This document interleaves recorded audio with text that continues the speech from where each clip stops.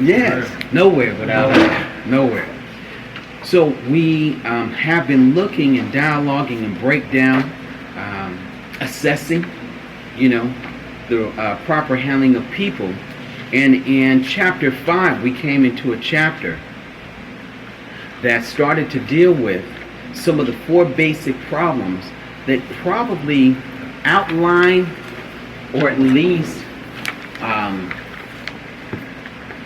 sets the parameters of some of our difficulty factors. And within these parameters, the Most Honorable Elijah Muhammad said that these are some of the 4 basic problems that really affect us. Directly, meaning you, as a byproduct, then maybe your family. And then as an extension of that, then it comes into the community, begins to affect us. And last Thursday, we dealt with health, and we started to break that down and look at health as far as why is it one of the 4 basic problems of it, identifying these health issues, and then also talking about how to rectify these particular health issues also.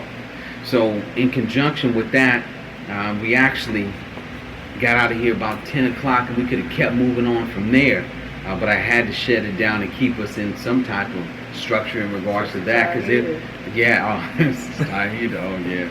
and Sister Kalila, them two was rolling with that topic in regards to that. And little Rob jumped in over here and was adding his 2 cents in. It was a very healthy dialogue. And one of the things at the end I would have suggested and probably should have is making sure that we have information in front of us. And one of the best informations about critiquing health is How to Eat to Live. One of the best books that you can read. And there's other publications that have a higher truth in it also. We should not ignore that. That's right. The minister and the messenger, never taught us to ignore that in regards to, finding, the highest truth within information, knowledge, and wisdom. So, we never want to do that. So if we have a chance, I believe that particular book is online. So, as you were saying, going online now is a big thing. Hey, you can find that particular publication, How to Eat to Live, right online. Yep. Maybe reviewing it if we've read it or skimmed over it, maybe taking another look at it, especially in the way that they're really poisoning us. I was going to be careful, but really poisoning us is a slower type of death. And they're enticing us based upon our palates and our taste buds, things of that sort. So we have to have the discipline to be able to break that behavior. I know none of you all have, no disciplines that you have to overcome, but brother does. So I'll be the first one to pull that back up, and read that. So as moving forward, looking at some of the 4 basic problems, which are the cornerstones for some of our obstacles that we need to overcome. The next one that the messenger wanted to point out is finances. And the financial aspect, especially dealing with the life and the reality of the black man and black women, people of color. And then the minister, if you notice, he's going to poor whites. He's dealing with them today.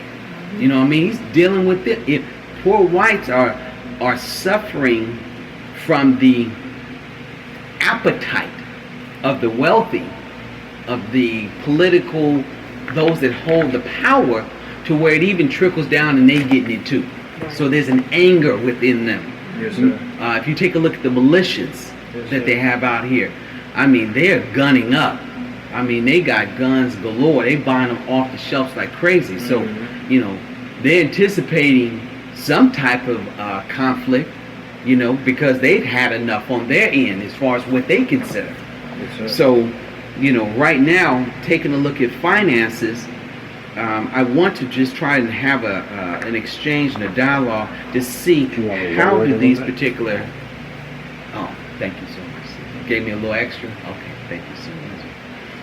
How can And why does these finances, affect us in such a very damaging way, and then turn it and see what are some of the solutions. So you have to look at the problems, but we also have to have a solution.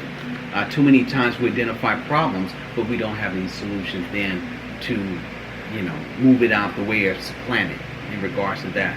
Yes, sir. So taking a look at the 4 basic problems dealing with finance, let me at least pull a little bit of data or actual facts, and this is just based upon statistics, and then we'll kind of open it up and really start to break down how does finance impact us directly, and then family-wise, and then community-wise, and then look at some of that. One of the things when I looked at finance or looked at wealth, something that was pointed out here that was, when you look at it in this particular aspect, it's really disheartening. Maybe I can use that, because it said in 2010 the median wealth in black households. Now this is across the United States, meaning if you take New York to California and everything in between, that means Californians may be thinking they live in a certain way, and New Yorkers think they live in a certain way. But our brothers and sisters throughout the South and the Midwest that still may not have the equity opportunities that afford us, they just took a total amount of that, and they said the median wealth of blacks in their household in 2010 was $16,600. That was in 2010. Yes, sir. In 2013, which they didn't have a 15 now, it dropped down and it fell 33.7% to 11,000. So you have across the board black people, people of color, surviving across the board with no more than $11,000 per year as the medium household. Yes, sir, Brother Teddy. It's also important when reading that statistic to understand that the median is not the average. Mm-hmm. It's number one, number two, then you got 9 and 10, and the middle number is 7. That's the median, is 7. Yes. You know what I mean? So it's not even that. That's just the number that was in the middle Yes, of the lowest numbers and the highest numbers. Wow. It's not the average, you know what I mean? Thank you so much. It's important to understand that $11,000 is probably a high. I mean, even to myself, I say that's a high estimate. Yes, sir. When you take the collective. When you take the collective into account, Yes, yes. So I just want to kind of, based off of that, and then based off of our own life experience, what are some of the problems, since these are the 4 basic cornerstones that create obstacles, what are some of the problems that originate out of having a lack of finances? And I want to start with our sister, if that's okay, start with the sisters first. So, Sister Kimberly, what are some of the problems that arise from, not having the proper financial stability to be able to maintain self, i.e. extends to family, i.e. then further extends to community? How does finances affect you? And what problems do they then create or multiply? I'll try to speak on an average of what I see. Can you repeat the question again? Yes, ma'am. How does the finances or lack of finances create one of these basic 4 problems? There's a cornerstone that the messenger was identifying, finances being one. So how does having a lack of those finances, because first you act personally, then family, then it affects your community. So how does it affect you personally, if you can share, or, what has you gauged lack of finances does and affects us in our community? Okay, well, because it could be so broad, so I was just trying to get an idea of where to start at. Yes, ma'am. Within the 4 basic problems, Yes, ma'am. finances can cause an eruption regarding all the other 3. Yes, ma'am. Okay, yes, Because ma'am. With that. if you start out and you have nothing, and you're wondering how you're going to get the health care you need. That's right. Okay. As far as domestic affairs, I can think a job, place to live, how to get there. You have no money, it's going to be extremely hard Yes, ma'am. to do what needs to be done. And then, lastly, affairs of the heart. You can turn on the television at any time, and I'm a criminal justice major, so I've always been honed in on criminal justice shows. So you can turn on any of the judge shows, and at least one or two of the cases within that segment of time have to do with a divorce or people who are cohabitating together and no longer get along, and money is always the root of it. Yes, ma'am. So, not all these shows they have, like the have and have-nots. I've never watched it, but when I think of that, I think back to when my grandparents used to talk about that. The have and the have-nots, where black folks were the have-nots, and the haves were the Jewish people, the white people. Yes, ma'am. And they worked as hard as they could to obtain just a snippet of what the haves acquired, but they knew, because of where they were at in the world and how the world treated them, they would not get that. But they strived to. That was what was in their I was in their hearts. They wanted to do better for their families. They wanted to do better than what had been given or shown to them. Right. Okay. Yes, ma'am. Thank you so much. Brother Steve, good to see you, sir. Good to see you. Good to see everyone. Yes, sir. So, finances, economics, resources, all those particular things that drive sometimes the desire of a person, pro or con. They try to get those resources, get them chips. You know what I mean? Son. New Yorker over there. Yes. New Yorker over there from Daddy. Okay. How does the fact that out of that cornerstone of these four basic problems, how does finance affect us? What does it create? Because it can affect us in a couple of different ways. And I have it here. Affect us. Brother Kenyati's not wearing the same thing that he normally would wear. But then there's another effect of lack of resources may create also. So when we have a lack of finances, equity, and prosperity, how does that affect us, as quote-unquote so-called American Negro? We're original people, but that's how they framed us. How does that affect us, sir? Well, to start off, like the sister brought out, the lack of or an abundance of finance can impact a person or a group of people on so many levels. Okay. And I think,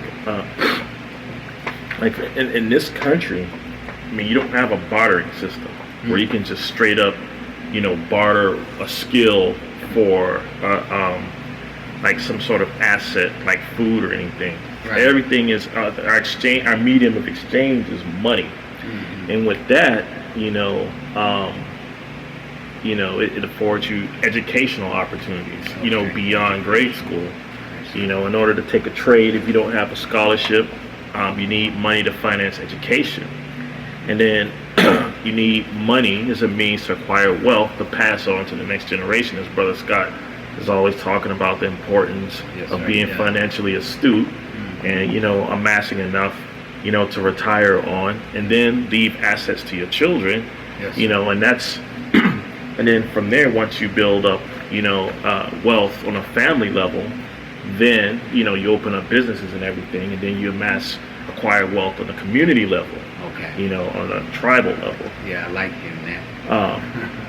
Also, to the more mundane. So I guess that's important. Generational wealth, Okay. you know, or community wealth, Mhm. you know, is realized through, you know, accumulating finances or money, whatever. But under the more mundane, you know, we kind of live in a materialistic, you know, society, and it's important to look good, you know, dress nicely, Right. you know, have a nice car, Okay. or else you're not going to get, you know, that female. I guess the pressure is more, at least from my perspective, a little more on the man to have wealth, you know, look nice and have all these things, Gotcha. you know. But that's also important, you know. I know brothers might feel like, you know, they don't have enough wealth, they can't get the nice ride, or they can't get the nice clothes, and then they can't get the nice female, and then they're worthless. Right. You know? Right. We'll Right. talk and jump to that. Right. You know. So I mean, yeah, onto the mundane. I mean, it might be mundane when you look at it overall in comparison to how important it is from a community level, but personally, that's important to a lot of people. Okay. You know. So I mean, that's my input on it. Well, affairs of the heart. You know. And we'll get to those Yeah. because each one has its own, Exactly. you know, its own component. Yes, ma'am. We'll get to those. Yep. But most definitely, finance is one of these mountains that we've been trying to climb since we've gotten here. Yes, sir. And I don't know what's on the side of that mountain, if it's quicksand or an oil slick, but we've tried everything possible to get up that mountain, up that hill. And the messenger and the minister told us that our unity is Right. more powerful than an atomic bomb. Yes, sir. That's where we can find our wealth, and we can get up that hill and finally grab some traction. Because as individuals, you're just one ant climbing up that hill Mm-hmm. with a whole lot of, I don't know, what is the ants? A swarm, a colony. Dirt. You know what I mean? Yeah. You know, that ant has to get around all types of other obstacles trying to chew him up, going up there. But when you see them red ants marching in unity, man, they'll remove a whole lot of things about their path. Yes, So sir. it's our unity that allows us to get up that hill that Brother Steve is talking to in a collective manner, and we're more powerful doing it in that moment. So most definitely, I did take down, and thank you, Brother Steve, for that feedback. Brother Teddy, you know, Yes, sir. we're dealing with finances. We're dealing with the here and now. I want it now. I don't want to wait till tomorrow. Planning for what? Yeah. You know, how does the fact that, you know, how does finances affect us personally? Because sometimes it's our testimony that frees somebody else. Yes, You sir. know, and then how does it extend out when we have one of these financial episodes, as our sister was saying?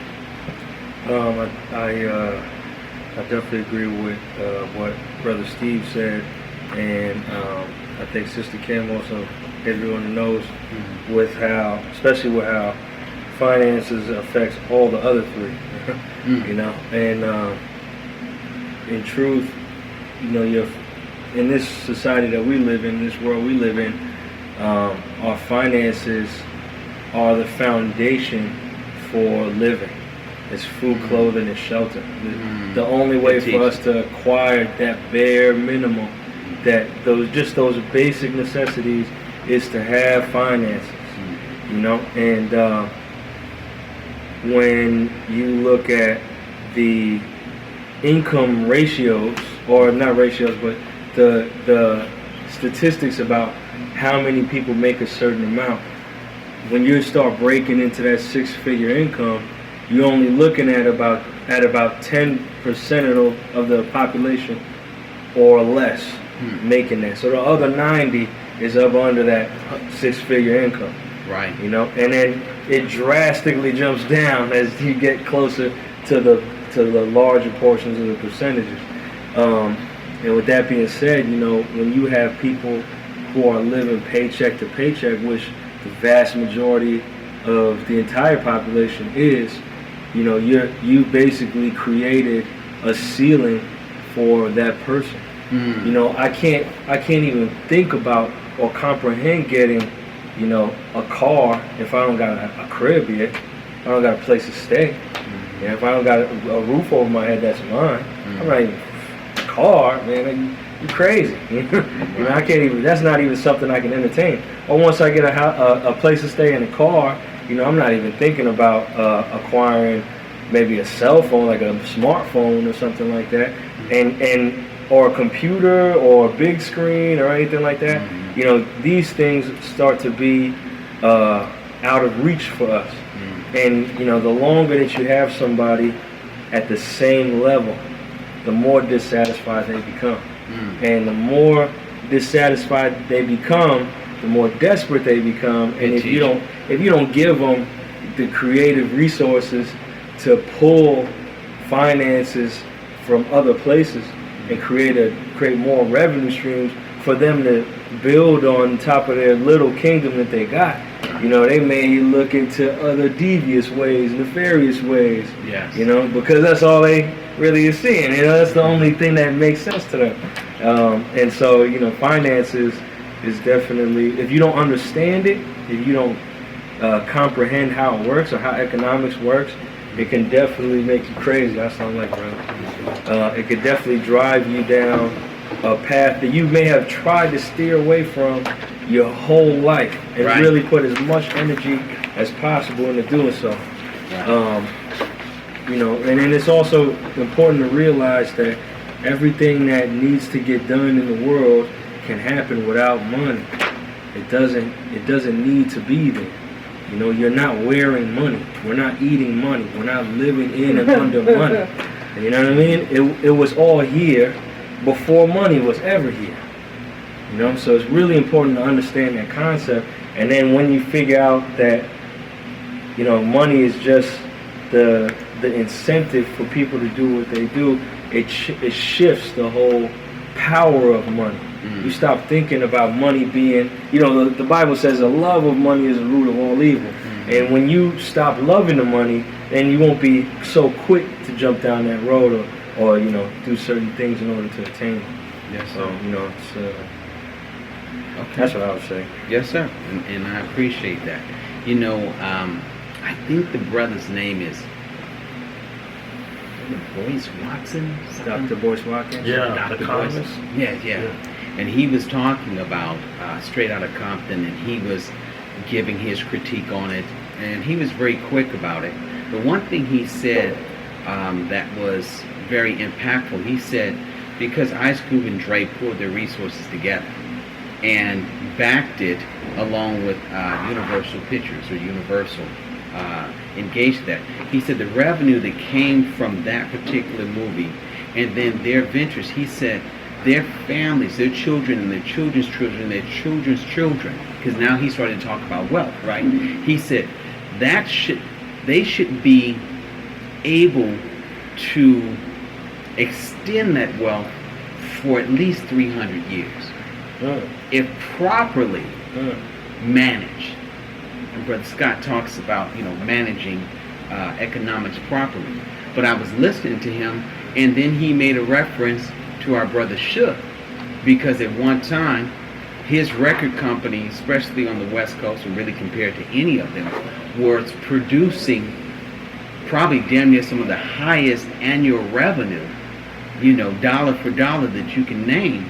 But at this particular point, he sold his masters. And no longer is he, I think it was up to like 400,000 or 500,000 that he was making, 400 or 500 million a year. Wow. that Death Row record was making. But he referenced it very quickly, saying, well, maybe the brother did not have a full understanding of finances in regards to how to take that and leverage that, you know, 300, 400, 500 million and create, you know, $1 billion out of that. That's You right. know, how to leverage that much money. And even if it's not liquid assets, it's the influence that you can have to access to additional resources. That's right. That can also create money. And brother, the Honorable Minister Louis Farrakhan, I heard, you know, he used, let me send a shout out. I heard the minister said, let me send a shout out to our boxing championship and our brother, Floyd Mayweather Jr., because I think that purse was, I think just the purse was somewhere around 200 million. Yes, sir. Now, you didn't even get into pay-per-view and all the rest of that, T-shirts and marketing and who knows where it finishes up at. But after that fight, the billionaire, or probably, multi-billionaire Warren Buffett, Yes, sir. began to befriend him. Mm. And the minister said, be careful. This is a shout out, to my brother, be careful. And really, you haven't used them before in your avenue to be successful. Your consistency has brought you to the pinnacle that you have now, the resources to really do something powerful. Yes, sir. So, my prayer is that our brother, being in this position, really can start to take that wealth and maximize it and reach back into his community, not just to throw money away, because that old saying is, there's money where? In the hood. That's right. You know what I mean? That's that old, there's money in the hood. Yeah. You hear that in every little pop culture, hip hop movie, because there's money. But there's money out in Roseville and Folsom and That's right. in Malibu and out all over the place. Why should we limit ourselves to any demographics? We should just be wise with our resources. And we have to be taught that. And if we're not, as the Most Honorable Elijah Muhammad is saying, this will become one of our 4 basic problems. Yes, sir. Health, finances, domestic affairs, and affairs of the heart. Finances, resources, and money most definitely will cause us to have that type of complication. So let me just ask Brother Scott, just to share a bit from his life experience, how can money become one of those 4 basic problems? And, do you have any testimony of the effects of, finances and how they can create a problem? Yes to all of the above. Okay, yes, sir. I'd like to start out by concurring with what Sister Kimberly said, is that finances have the ability to impact the other 3. Yes, sir. But from a historical perspective, Okay, please. I just finished reading a book by Ta-Nehisi Coates, Between the World and Me. Mm-hmm. And I was going to suggest it to you because you've got a son. Yes, sir. And it's a letter to his son. Okay. I mean, it's powerful. Okay, nice. Yeah. Yes, sir. I'll take that down. Yeah. And one of the things he says in there is a mountain is not a mountain unless there's something below. That's right. And we are below. Mm. We've always been below. That's right. The way this country was structured, Mm-hmm. because was for us to be below. Okay. Yes. So, in the context of finances, the original wealth produced by this country came from us. Yes. We were the product, slaves. Mm-hmm. We were the labor, and cotton was the product. And we were also the product because they sold us. That's right. We were valuable. That's right. So Commodities. so when you look at the financial structure of the country, and something else he said that really resonated with me. He said slavery didn't end in 1865. Mm-hmm. It's just mutated. Mm-hmm. And no area is it more evident of that mutation than economics. That's right. Because when it comes to finances, we're at the bottom. That's Right. right. Yes, sir. And that is not by accident. So understanding and having the proper value of finances. Because the worst thing you could do is to define yourself by your finances. Right. And sometimes we do that Come on. because we, as a people, have come from an existence where we did not have. And so when we turned on the TV and saw the white folks driving nice cars and living in big houses, that's what we wanted. And why shouldn't we want it? It's the American dream. But then when some of us, sometimes when we acquire it, we forget the folks that we grew up with. We don't go back to the hood. You know, we don't. You know, I become me, and they become them now. Right. You know what I'm saying?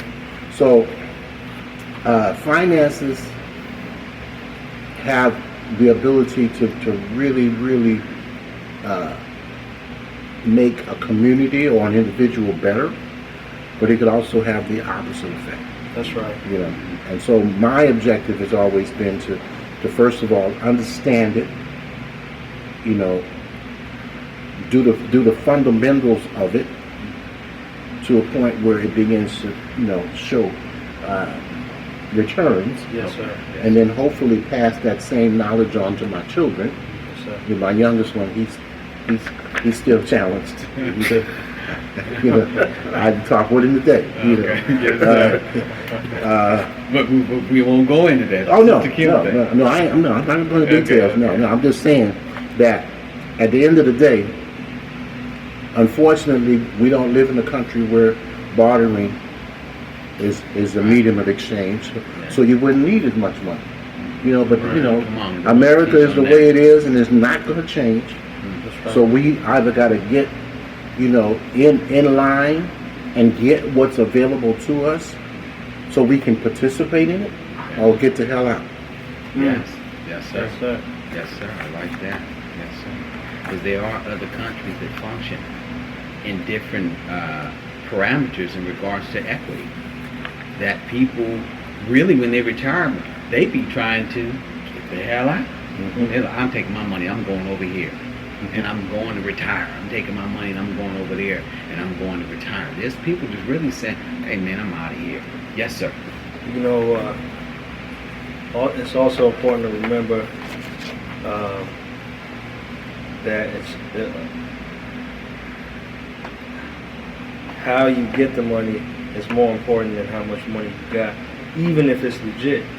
Because in this capitalistic society, you have people who would have made great teachers, but instead they're doctors because of money, and they're mediocre doctors or bad ones, you know, just because it's the money, and they're unhappy with what they do because they really want to be teaching, you know. And this society is not built to draw out of you the gift that God has given you for the world. You know, it's made for you to chase the dollar, and conversely, you know, teachers aren't paid as much as ball players. You know what I mean? And these are the ones that are molding the minds of the youth, creating these brand new generations, you know, and moving them along. So, understanding what kind of system economically that you're put in, and the social effects of that and the ramifications of that is as important as how the money moves as well, like Brother Scott said. Right. Brother Maurice, good to see you out this evening, brother. It's good to see you all. Yes, sir. Any thoughts, brother, since the messenger and the minister basically framed, you know, as a platform, 4 basic problems that really then undergird some of the extensions. And we dealt with health last week, and we're dealing with finance. How does finance identify, you know, as an individual or within a household or in a community as one of those problems? How does it, you know, raise its head, and what problems may it cause, so we can really get a good understanding about finances?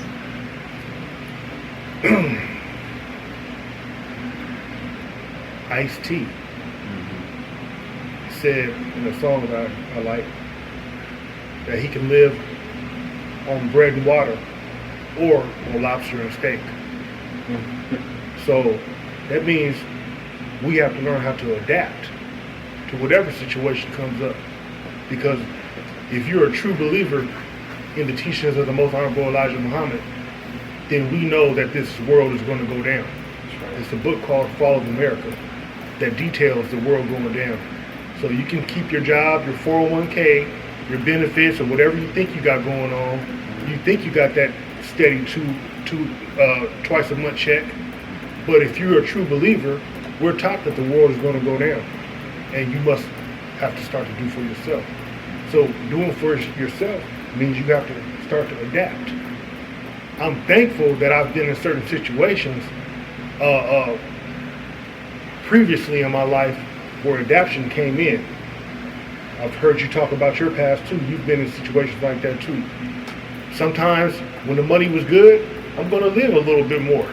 But when the money was bad, I knew how to go from being at Sizzlers all the time to putting chili cheese on some Doritos and eating that.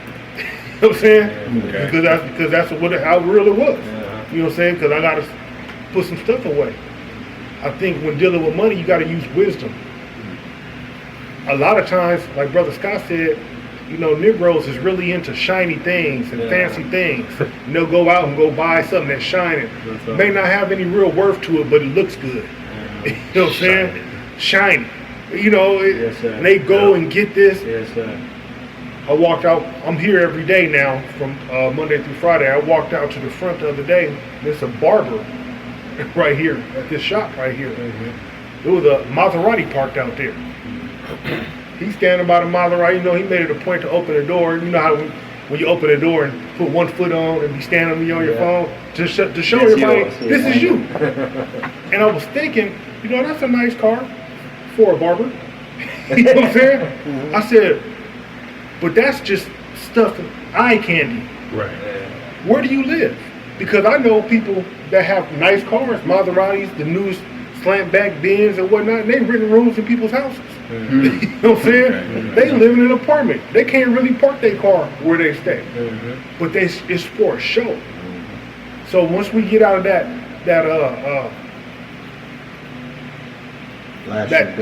Negro mindedness on putting on a show for everybody, it's not about putting on a show. It's about creating something so that you can pass down to your children, so your family, we can all eat off this. We can all suck from this. Not, you know, nobody gets remembered because they had a nice car. Okay, and if it is a memory, it's like this. If you've seen the movie Straight Outta Compton, there was a scene in there when Easy was moving out into the big house. And he had to go to a regular looking house. He goes to look like he was in Inglewood. The cars parked right in front. And he was stressed. I said, because it's nothing guaranteed no more. That's right. You know what I mean? Unless you create it for yourself and you're ruling over your finances yourself and you get it on your own. These entertainers and these sports figures and whatnot, a lot of people say, well, so-and-so is not giving back to the community. So-and-so is not giving back to the community. And some people say, well, they made that money. They don't got to give back. But the minister says, you know, they're going to have a couple of trinkets of people that's making this money. But the condition of your people as a whole shows the condition of us. That's right. So, I mean, if you made $85 million, it's not nothing to give $5 million to invest back in what you're doing. This is why Dr. Dre, because he got so much slack on giving to USC, and USC has a history of giving black folks some problems at that school. That's right. And he gave all that money to USC for a music program. He had to check himself because he caught some back flack on that. And he's invested now. All the proceeds is going back into Compton. You know what I'm saying? He's building some stuff up from Compton. And they're the agents and the agent provocateurs and people are sending people at him right now. They pull Michelle A out the cut, and now all of a sudden the big thing is Dre beats the elephant in the room. Dre beat women up. Well, the man was 22, 23 years old. Now, if we're talking about 50-something-year-old Dre, he's been married 20-something years. Got children, raising his family. So I said, if we took a snapshot of each and every one of us from age 19 to 25, we'd all have something that can be have a finger pointed at. So now, like you said about Floyd Mayweather, now when some of our brothers get this money and they start to do positive things and reinvest in their community and uplift their community, that's when the Warren Buffetts come out. Right. That's when the accusations of you beat me back in 1987 came out. That's when all this other stuff come out. You know what I'm saying? And they're going to always try to twist our people, especially those with money, twist them so that they turn the average Negro mind against them, as they did with Bill Cosby. But you don't hear nothing about Subway guy Jared, and Jared was doing child pornography and humping on babies. You know what I'm saying? Bill Cosby had an accusation. And we got Negroes that just went bad on him. But that's all a play for the money and what he has going. So I want to end it like this. It's about adapting and being wise with your money. Don't go out. You know, Michael Jordan investing $30 million in private prisons. Yeah. So why would you go buy his tennis shoe for $190 when it only make $15 to make? This Negro don't care nothing about. I done seen Michael Jordan before face to face, and he looked at me like I wasn't nothing. You know what I'm saying? Yeah. And I'm, hey, Air Jordan. You know what I'm saying? Why would you do that? And we need to. I think special classes need to be set up, financial planning and whatnot, that cater straight to us, to get out of that thinking. I worked in a school before, and one of the children said, "Look at your shoes. You don't even have the new Jordan 12s on. You can't even get them. Look what I got." You know what I'm saying? You know, I said, silly. You know what I'm saying? I can go buy some Jordans right now, but they don't make me nothing. You know what I'm saying? It's about taking care of a whole and not just, because shoot, I did that before. I went out and bought the Jordan 14s. Me, Caprice, and Sade had the same pair of blue and white, and they were babies, so you know they grew up like that. Right. You know what I'm saying? I had mine, and then after a certain time passed, I would wear them to go take the garbage out. It was old. You know what I'm saying? I just think you got to be wise in what you do with money and be frugal. Be have a mindset of non-extravagance. Get what you need. We're always trying to go for what we want. That look nice. If you and I tell the people I talk to, if you won the lottery or had a lump sum of money, what would you go do? Would you go buy the Bentley and a house on the hill, or would you go get something that's viable, that's going to bring money back? Would you go open a supermarket in your neighborhood? Would you go to Howard and go get some black doctors and say, I'm going to open up a practice right here. I want y'all to populate this and do the thing. Or would you go buy a couple of apartment complexes? You know what I'm saying? And properties, and say, you know what? I'm not even going to tell my children, this is my thoughts. I'm not even going to tell my children I have this, but I want to see them work for what they get. And once I'm satisfied that they're doing on their own, I can say, you know what? For the past 12 years, that apartment complex, that's yours. It's all your money right there. You know, just go collect the rent on there. That's you. You know what I'm saying? And that's going to stay even after I'm gone. That building's going to stay. This building's going to be here after we gone. Right. And I think that we need to start thinking like that instead of what the latest is. And I tell my daughter what the latest shoe and what you got to get, because it don't mean nothing. I've survived on welfare before. Right. In the 90s, early 90s. Me, my daughter's mom, my daughter and her daughter in a one-bedroom apartment. I think we were getting $390 a month, and we were living pretty good. You know what I'm saying? We wasn't hungry. We had all the bills was paid off of $390. Right. So if we was doing that on $390 and nothing else coming in, so I'm able to do it on $1,500 a month. I'm able to do it. If I can live comfortable on $1,500 to $1,900 a month, imagine the people that's making $7,000 a month. Right. You know what I'm saying? So I think just from the experience, like Mr. Scott said, if you experienced a certain way of living and you lived for years on $1,900 a month, you was living comfortable. You had a car, you had everything. When you start making that $7,000 a month, all that excess should be put away. Yeah, that's right. You know what I'm saying? Because I can live on this. This should be put away, and now I'm stacking something up right here. But when it starts them opportunities, you always get them once in a lifetime opportunities. Every time I don't have no money, that's when somebody want to come sell me a lowrider for. I need $500 for this. I don't got no money. You know what I'm saying? Yeah. So the opportunities gonna pop up when you got that money, and you gonna have something to get something with it. Yes, sir. Yes, sir. Thank you so much, Brother Scott. Yeah, I would also say that I concur with a lot of what he said. One of the fundamentals of prudent financial management is, number one, you know, like you said, you always live below your means. Yeah. Okay, and if you are going to spend on things that you say want versus what you need, you want to try to invest in something that's going to appreciate, not depreciate. That's right. You know, I mean, a $5,000 car will get you to and from work, Come on, teach on that. as well as a $25,000 car. Right, Right, right, you know, right. I mean, I've been driving the same car with, see, I bought it in 2000. It was a 91. I bought it in 2000. And I'm still driving the same car. Right. You know, and my son, my youngest one, he's had 4 cars. Within that time, well, he's 23, so he's been driving, I think, about 18. You know, so not expensive cars, but it's just the fact that he doesn't take care of them. Yes, sir. And so you got to take care of the stuff, you know. And any, you know, I see people probably walking down the street with, like you said, Jordans on, cell phone, but they probably don't have $100 in a savings account. That's right. But they look good.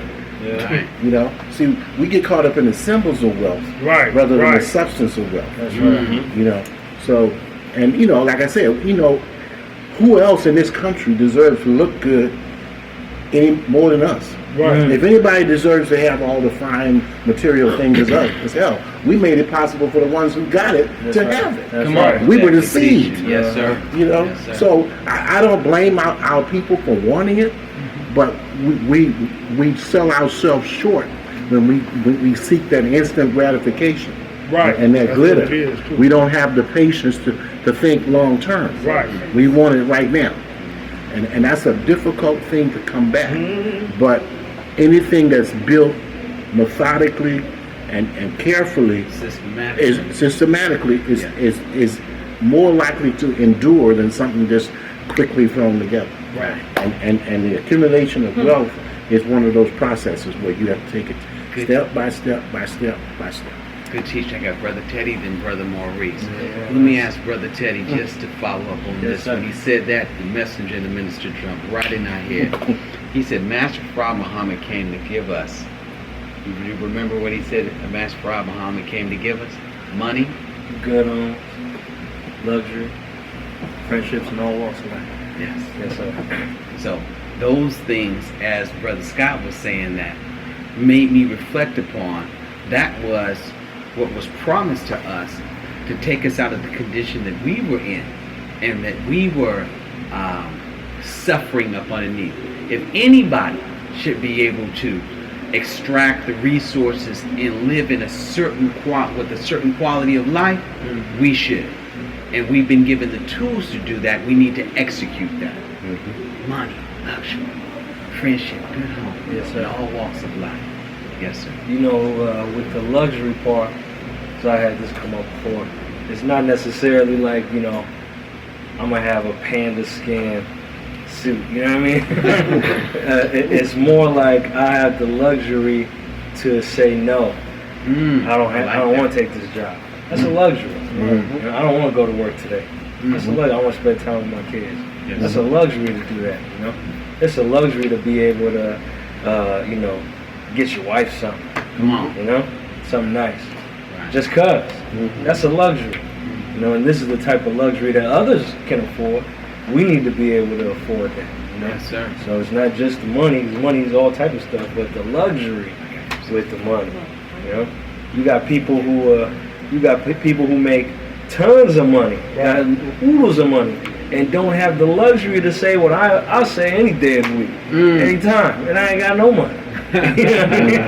You know what I mean? You got people who have a lot of the things that we look to as symbols of freedom, or you know, capabilities of being free, but are slaves still. They don't have the luxuries we got. Yes. You know, so just to touch on that, but I was going to add to what Brother Maurice said. You know, Tyreek Evans. As far as our celebrities and you know, sports figures not understanding that they have to work with us to change us, Come on, good you know, teaching. and improve upon us. Tyreek Evans was at Arden Mall one time, and even though he a ball player, played for the Sacramento Kings, his boy was there with a hoodie, and they told him to leave. They told Tyreek Evans and his boy to leave. He was liable to spend 20, 30 grand just on a win. You know, just cause he feel like it. He go, what's he going to the mall for? Right. You know, but just cause he wearing a hoodie, I mean, obviously it's not just a hoodie.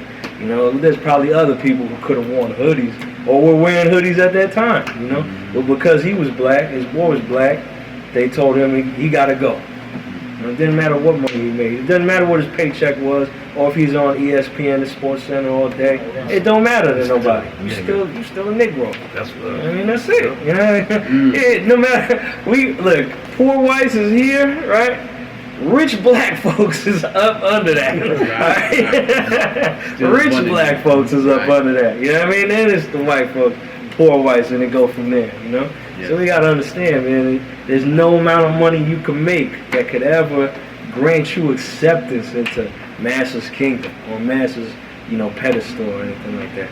You know, another thing is that as black folks, in order for us to really come up, each one of us has to have a business or be a part of a black business.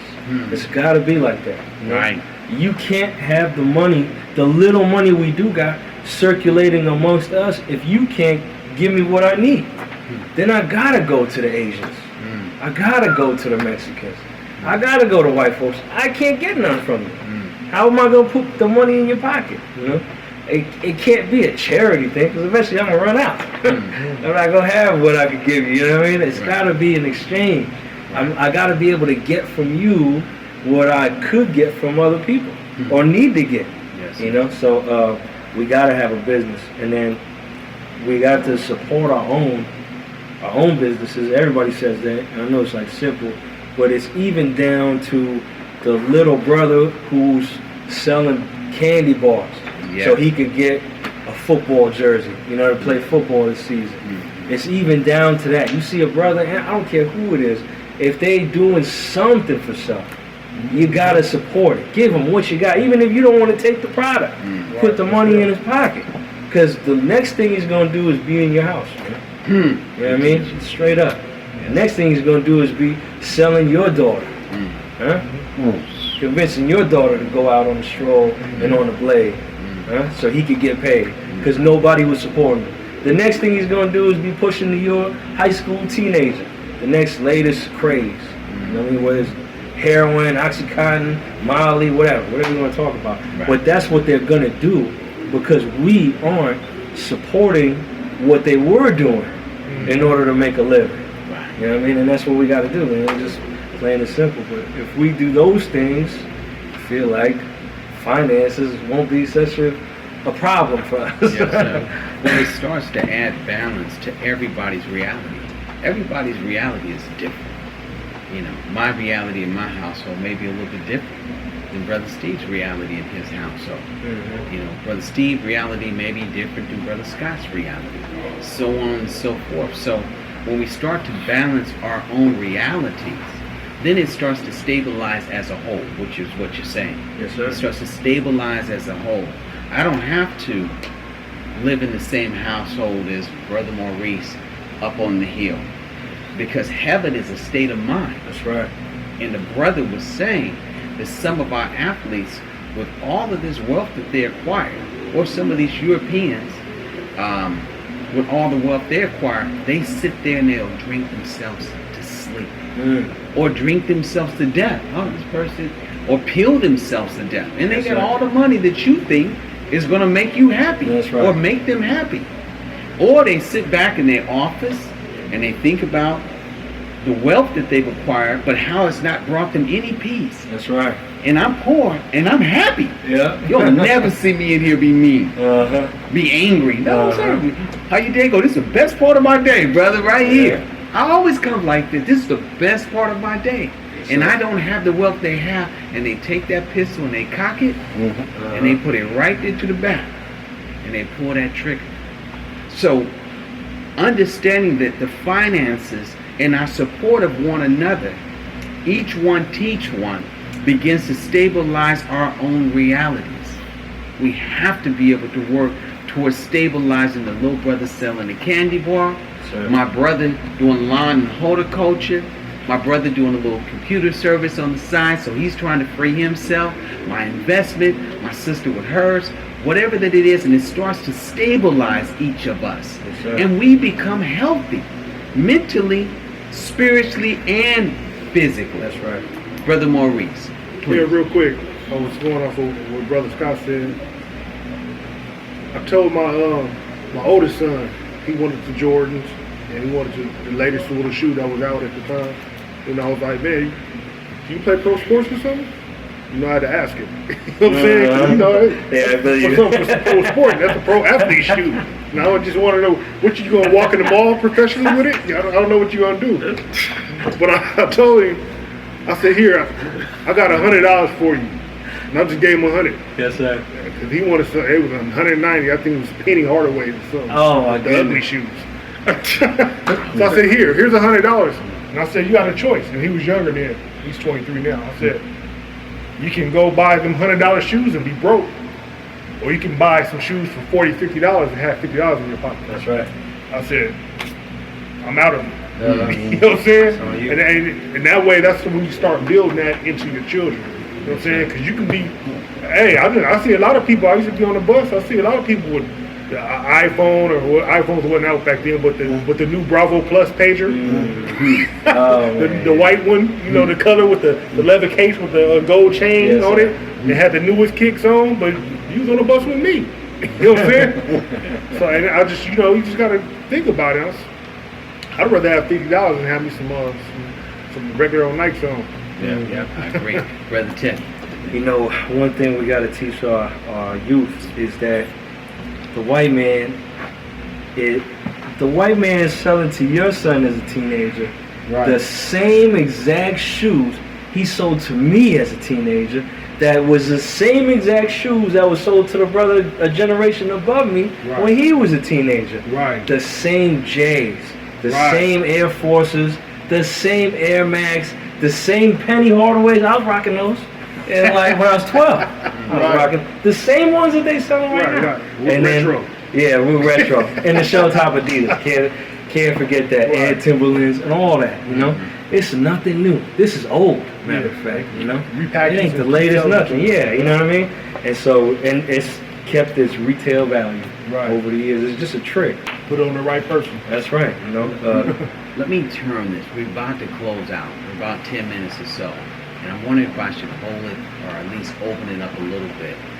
Let me just find out before I turn it just a little bit. Sister Kim, any thoughts in regards to what you've just been processing, what you've been digesting? Any thoughts about what you've heard, sis? I mean, I can agree with everyone, starting with Brother Scott. I just converted a term life policy to a whole life policy, where in 25 years, God don't say anything different, I'm still alive, I'll have like $80,000 in that policy versus, wherein if I die today, my children have three, that $250,000 policy is going to be split, but they be trying to kill each other, besides my youngest, about who's going to get what.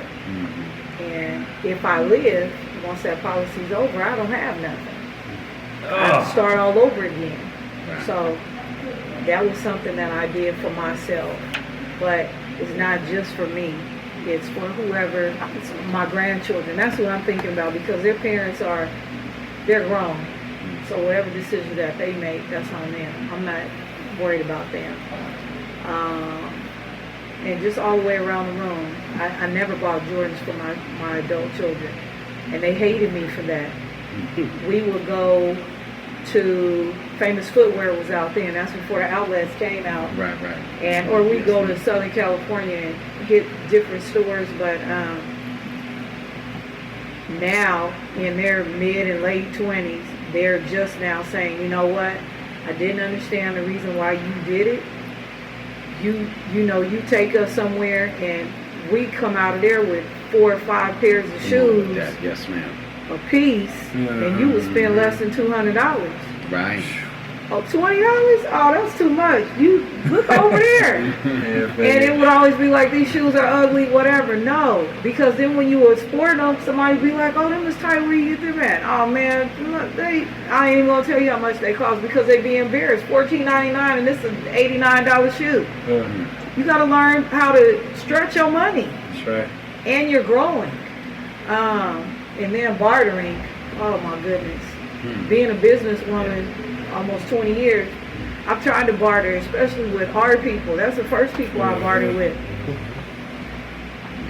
They don't hold up their end of the bargain. They don't. You know, I gotta chase them down and try to find them. And, you know, I don't play when it comes to business. So I know what is expected of me. So then you should know what's expected of you. And when I visited Georgia last year, there was a young man, my friend that I was visiting, we met at a gas station close to her shop. And that is one thing that I can say about Atlanta and the surrounding areas. You can say, you know, I have a new Lysol type wipe. Somebody gonna buy it. Somebody's gonna take that idea, brother Kenyatta, that's your idea. We getting ready to go patent this. We getting ready to go see what we can do with this. People are willing to invest in other people. Doesn't matter how silly or small the idea may be. You know, it's like if you can believe it, we're gonna achieve it. Yes. And there was a young man, and I'm done. There was a young man who had walked up to me, and I was waiting on my friend. And before I could say anything, she says, "Patronize him." So he had a box similar to that, and it was full of different buttons.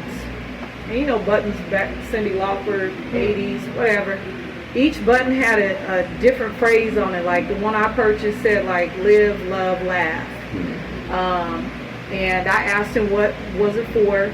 He gave me a whole sales pitch. He said that he had been doing this for he was graduating from high school last year. He had been doing it since he was 13. He went from different business to different business and sold them to whoever he could sell them to. They were $1 a piece. I think he told me I asked him how much it cost. 10, 15 cents a piece. And he was taking that money, putting it in an account, so when he got ready to go to college, his parents would not have to help him. And I think he told me, I mean, he had close to like $25,000, but I gave him, I just gave him like $10. I took maybe 2 pens, but my friend told me, she says he's been doing that like 5 or 6 years.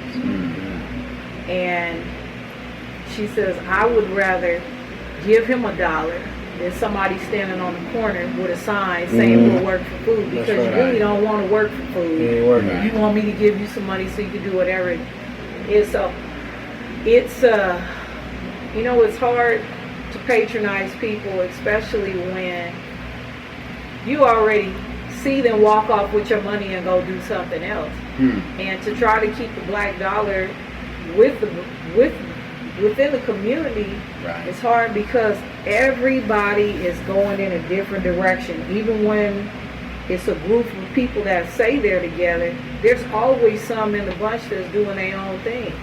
So when you patronize that particular group, who are you really helping, and where is your money really going? Because 5 different people going 5 different directions when it's supposed to be one cause. Yes, ma'am. Thank you so much, Sister Kim. We're taught to be in time, on time, right down to modern time. And really, there's a second half to this finance that I want to try and take a look at, and maybe we'll pick back up on it on Thursday. Because now that we've identified the problems that are created from that the messenger and the minister basically pointed out, hey, here are the 4 problems, and finance being one, and we've identified what those problems are and how they affect us. Now we need to really start to talk about the solutions, and we started to get into that, right at the tail end, 10 before, stabilizing each as individuals, supporting where we need to support with. We really need to start to look at how do we then be the counterbalance to the financial pressure that the system places on us. What is the counterbalance? We have to have a countermeasure to the system that these Europeans have put in place. We have to have a countermeasure to it. Yes, sir. And our countermeasure is peace of mind. My grandfather, may Allah be pleased with him, my father is like real tall. My mom is like real short, right? Speak a little louder, brother. My father, Shaheed, is real tall, right? My mother, Shaida, is real short. So, hey, got my dad's heart, my mom's size, right? Or figure size. My grandfather is, on my mother's side, is also tall. But he was a very humble and meek man. Very humble, very meek type of individual. Yes, sir. Talked real calmly, had a little garden, had his little house, and, the community would come by and he'd pick his hot peppers or tomatoes, and, he had his little farm. The minister talks about, extracting what we really need from the land. Yes, sir. Everything that we need is right there, actually in the earth. Yes, We sir. stopped doing that, though. And they continued where we left off at, But I say that to say that when my grandfather expired, with no complaints, he lived a very humble quality of life that was satisfactory to him. And he didn't have a big car. He didn't have a Maserati. He didn't have any of that. He had a couple little dogs. Everybody's grandpa, right? A couple little dogs, some chickens running around, and little tomato and hot peppers in the front. But he was happy all the way until he was called back onto the Creator. Yes, sir. And that was peaceful for him, and I can see that peace as I mature. That if my quality of life is not designated, which I'm going to recap some of the higher truths that we talked about, but it is not designated based upon the worth. And it was said, do not let the worth define you. Make sure that our education maybe frees us. Take that. And that's a education not just based upon the Europeans, but an education based upon the whole world aspect, the Creator aspect. It makes you see yourself as a God again versus a Negro. Yes, sir. In regards to that. Let money be your wisdom. Use money as wisdom. Brother Maurice has said that. Be wise with your money. And you can take that money and be a great steward in your community or just within your family. Yes, sir. Being wise with your money. You can make $20,000, $30,000 with wise choices. Make you be the most brilliant one in your family, and they make it $60,000 and $70,000. Yes, sir. But they're struggling paycheck to paycheck with that. But you make your $30,000 look very comfortable. I got my A to B car. So you struggle with that $30,000 car that you got over there. I'm gonna go ahead and drive this Honda Accord. That's water and gas. Get me everywhere I need to go. Yes, sir. You know what I mean? Yes, sir. So you put that $70,000 flat screen up there. 70-inch flat screen. Yeah, just 40 will do just fine. You know what I mean? Sir. And now I have a quality of life that's very comfortable, and I'm not stressed out about my resources. Also, we talked about money having the effect, or finances having the effect, if it isn't balanced and levied properly, to affect then all of the rest. And then that creates our cornerstone. I think Sister Kimberly started off with that. So not having your finances balanced properly, then getting that proper health care. Or either going holistic with our brother or sister that understands the earth, but you can't barter with her to get what you need. Instead of popping the pill, you're still having a problem. So there's a lot that the finances affects us. I think when we come back on Thursday, let's talk about the solutions. And they don't have to be huge steps. They're small steps. That all we have to do is take a small step forward, and that's still motion. You're still making momentum. Just be able to they said the race is not to the swift, it's to the one that can what? Endure. Endure to the end. So just make it a long-term goal, and you'll get there. 25 years, Sister Kimberly and me, we're gonna take that that $80,000, and boy, we going out. Oh, I'm sorry. It's a long-term vision. She saw it and said, "Hey, eat right, stay healthy.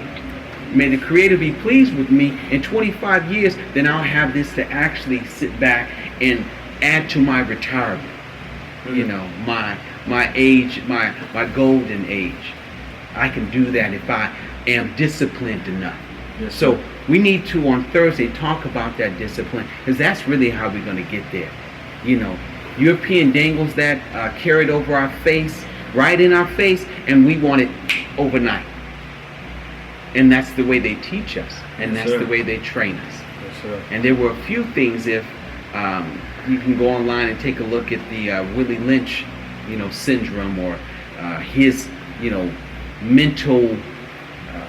Man, I really want to give him a good, his mental corruption upon us.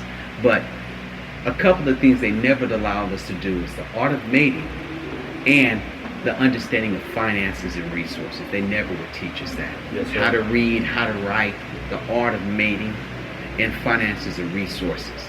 The minister speaks on that also. But that's one of the things that Europeans would never teach us how to do properly, because it would begin to set us free. Yes, sir. Okay? So with that being the case, I want to thank everybody for coming out on their Tuesday night class. Did you all enjoy yourself? Yes, sir. Absolutely. Man, I'm the one that's gained the most. I thank you all for the highest truth that you were able to share. This is the best part of my day. I'm smiling profusely because I have more tools that I can take home and I can utilize and put right into my household. And we pray that you do also. Thank you so much.